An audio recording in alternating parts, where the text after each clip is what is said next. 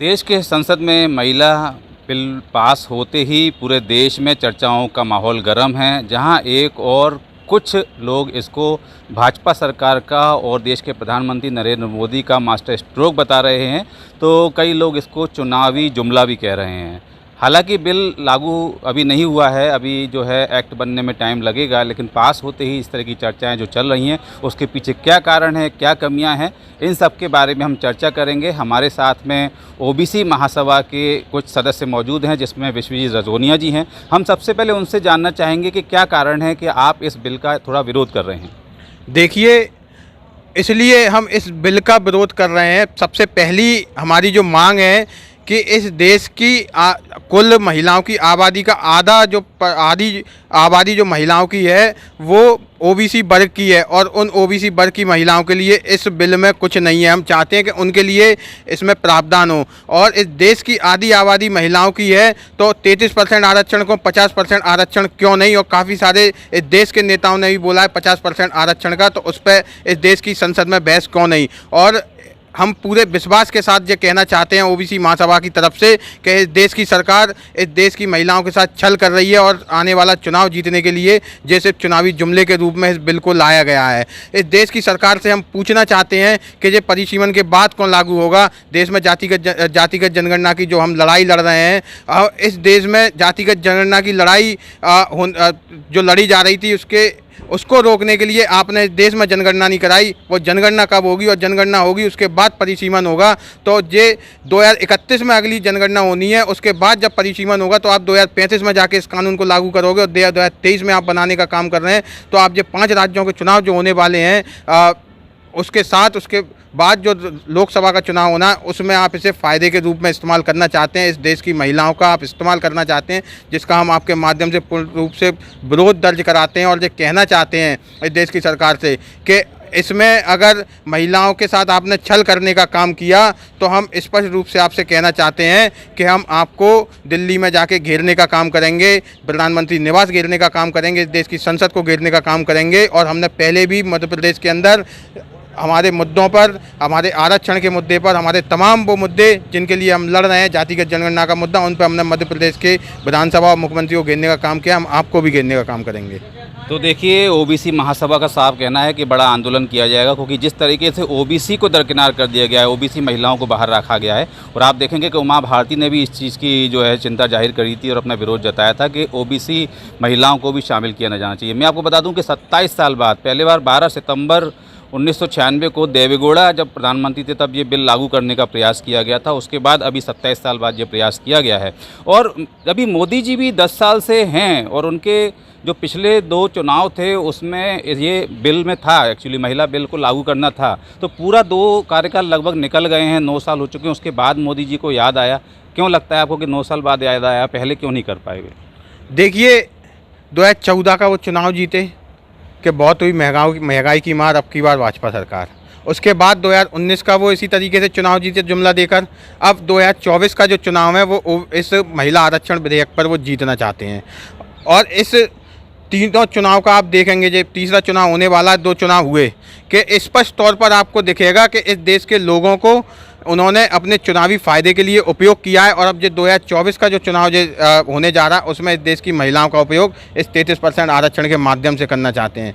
मैंने आपसे पहले भी कहा और अब भी कह रहा हूं मैं कि इस देश की महिलाओं के साथ जो छल कर रहे हैं, 2035 के बाद जो कानून लागू होगा, 2023 में कर रहे हैं। अभी 5 राज्यों के चुनाव में वो जो जीतना चाहते हैं, और जो चुनावी जुमला साबित होगा 2035 तक जो रहे कि नहीं रहे, उसके बाद ये जवाब देने वाला इनके पास कौन है कि इनने इस देश की महिलाओं के साथ छल किया। उसके लिए माफ़ी इस देश के में मांगेंगे या नहीं मांगेंगे, इस बात पर भी चर्चा होना चाहिए।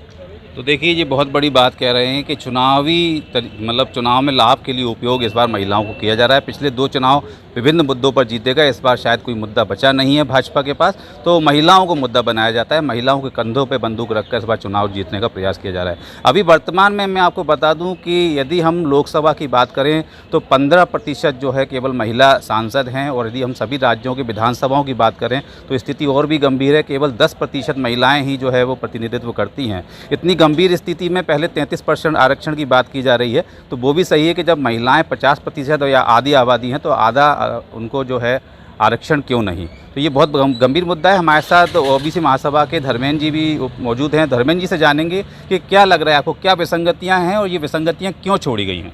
देखिए, इस बिल में जो जिस प्रकार से आज जैसे कि है ना पूरे देश में अब जो पिछड़े वर्ग की आवाज़ के लिए चाहे सोनिया गांधी जी हों, चाहे खड़गे साहब हो, चाहे प्रतिपक्ष नेता हों, चाहे बहन मायावती जी हों, उन्होंने कहा, वो स्पष्ट सही कहा कि जब इस देश के अंदर आधे से ज़्यादा आबादी पिछड़े वर्ग की है और उनके वर्ग की महिलाओं को शामिल नहीं किया जा रहा, तो कहीं ना कहीं ये छल है। जैसे कि बाबा साहब ने हिंदू कोड बिल के टाइम पे भी कुछ लोगों ने उस कोड बिल का विरोध किया, लेकिन जब लागू हुआ तो वही महिलाओं को भी संपत्ति का अधिकार मिला, तमाम सारे एक्टों में प्रावधान दिए गए महिलाओं को आने के लिए।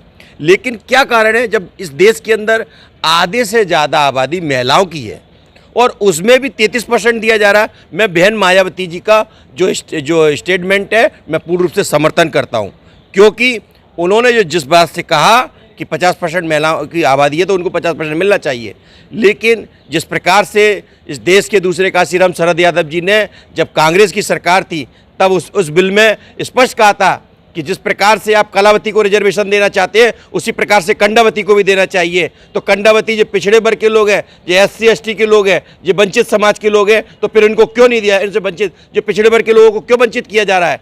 इसलिए पूर्ण रूप से ओबीसी वर्ग के लोगों में, ओबीसी महासभा में काफ़ी रोष है, क्योंकि जब हम इस देश के जब हमारे आधे से ज़्यादा आबादी है, उन महिलाओं की, हमारे वर्ग की महिलाओं की जब हिस्सेदारी सुनिश्चित नहीं हो पा रही, तो इसलिए खुलकर हमने प्रधानमंत्री को खुला पत्र दिया है, भेजा है मेल के माध्यम से। हमने कहा है कि जब आधे से ज़्यादा हमारी आबादी होने के बाद हमारी महिलाओं की 25% आबादी, अगर हमारी संख्या 50% 52% मानी जा रही, तो 25% हमारी आबादी होने के बाद हमारी महिलाओं को नहीं रखा जाता। तो कई ये जिस तरह से आप बोल रहे हैं, क्योंकि वास्तविकता में जो पूरे देश की आबादी है, आधी आबादी तो ओबीसी है, और ओबीसी की महिला ले लें तो 25% पूरी आबादी का होती हैं। तो जो चुनावी लाभ के लिए जैसे आप लोग कह रहे हैं कि मोदी जी ने ये बिल लागू अभी करना है या शुरुआत की है, इसकी पास कराया है, तो आपको क्या लग रहा है कि क्या उसका लाभ वास्तव में मिल पाएगा? क्योंकि ओबीसी को तो लाभ मिलना नहीं है, तो क्या ओबीसी इसका विरोध करेगा और चुनाव में इसका नुकसान बीजेपी को होगा? देखिए, ये अभी तो स्पष्ट है ना, अभी जुमला है, ये चुनाव के लिए केवल, क्योंकि ये बिल पूरी तरह धरातल पे 2035 में होगा इसका, क्योंकि ये स्पष्ट है जब तक सेंसस नहीं कराया जाएगा, जनगणना नहीं कराई जाएगी, परिसीमन नहीं कराया जाएगा, तब तक ये लागू नहीं हो सकता। अभी तो आज कर दिया, ये छलावा हर बार हुआ है। जब जनगणना की बात आई थी तो 2018 में पूर्व केंद्रीय मंत्री राजनाथ सिंह जी ने कहा था कि जब हमारी सरकार आएगी 2021 में तो हम न जनगणना कराएंगे, लेकिन नहीं कराया। तो ये छलावा है, इससे स्पष्ट है ये जनगणना विरोधी है। महिला आरक्षण पर जो वंचित समाज, जो ओबीसी वर्ग की महिलाओं के साथ जो उन्हें प्रावधान है उसके विरोध में है। और प्रधानमंत्री जिस प्रकार से कहते हैं पिछड़े वर्ग के हम प्रधानमंत्री हैं लेकिन अधिकार नहीं देना चाहते, ये स्पष्ट है। इसके लिए हम 2024 और 23 में इनका खुलकर विरोध करेंगे इसका। तो देखिए, यहाँ पर चुनावी लाभ के लिए ये बिल लाया भी जा रहा है, तो ओबीसी को बाहर रखना बहुत बड़ा नुकसान भाजपा के लिए हो सकता है, क्योंकि आपने सुना ओबीसी महासभा के जो युवा साथी हैं उन्होंने काफ़ी सारी खामियां बताई हैं, और इस बिल में जो कमियां थी उनको बताने के साथ साथ में अपने विरोध प्रदर्शन और जो आंदोलन आगे भी करने वाले हैं उनके बारे में बात की है। आपको मैं बता दूँ कि ये जो महिला बिल है वो कहीं ना कहीं अभी पूरे आगामी 2024 के चुनाव तक चर्चा का विषय रहने वाला है। जैसे जैसे चर्चाएं होती जाएंगी इसमें और खामियां निकल के आ सकती हैं। आप जैसे कि देख रहे हैं कि 27 साल बाद तो ये कहीं ना कहीं यहाँ पर संसद में आया है, और आगे भी अब परिसीमन वगैरह की बात कर रहे हैं, उसमें यदि 12 साल और लगते हैं तो 12 साल तक यदि इसमें लगने वाला है, और यदि कोई इसका जो है कोई ऐसा तरीका नहीं निकाला जाता कि जिससे महिलाओं को त्वरित लाभ इसका मिले, तो कहीं ना कहीं ये चुनावी जुमला ही साबित होगा, और आगामी चुनाव में हो सकता है कि भाजपा इसका वो लाभ नहीं ले पाए जिसकी वो अपेक्षा कर रही है।